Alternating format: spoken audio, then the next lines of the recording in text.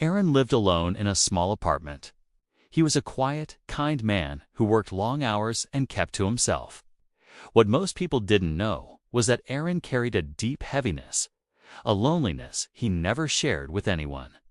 Every single evening, without fail, he'd check his mailbox before heading upstairs. Most days, it was empty. But he still checked, holding on to a sliver of hope for something he couldn't quite name. One day, his routine was broken. Inside the mailbox was a small, plain envelope. No name, no stamp, no address. He opened it. The note was simple, just a few words. "You're doing better than you think." Aaron looked around, bewildered. No one was there. He took the letter upstairs, placed it on his desk, and found the words replaying in his mind all night. The next day, another letter appeared. This one said, "Don't forget to breathe. You've survived every hard day so far." Something inside Aaron began to shift. How could anyone know? He hadn't told a soul how much he was struggling, how suffocating the loneliness felt. Yet, here were the exact words he needed to hear. Every few days, a new letter would arrive. "You're allowed to rest. You matter more than you realize. One day, you'll understand why you had to go through this. Keep going. You're closer than you think." Checking the mail became the highlight of his day. These anonymous letters were a small, warm light piercing through the quiet darkness of his life. He started to smile more, to sleep a little better. He even found himself striking up conversations with colleagues at work. The world started to feel a little less gray. But then, one week, the letters stopped. Day after day, Aaron checked the mailbox only to find it empty. The old heaviness came rushing back, stronger this time. Had he imagined it all?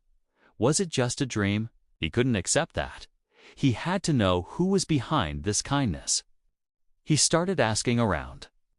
His neighbors, his coworkers, even the mail carrier. No one knew anything. His last hope was the building's security office. He asked the guard if they could check the camera footage of the mail area. The guard agreed.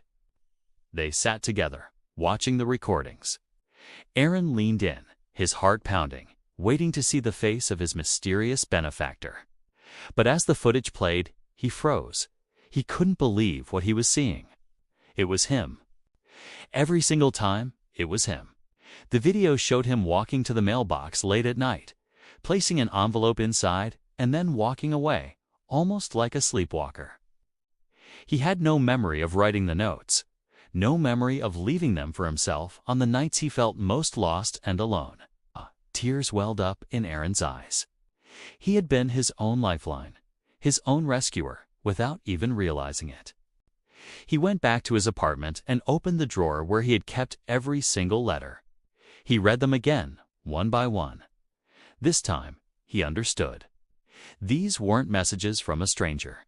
They were whispers from the part of himself that refused to give up, the part that knew he had the strength to keep going.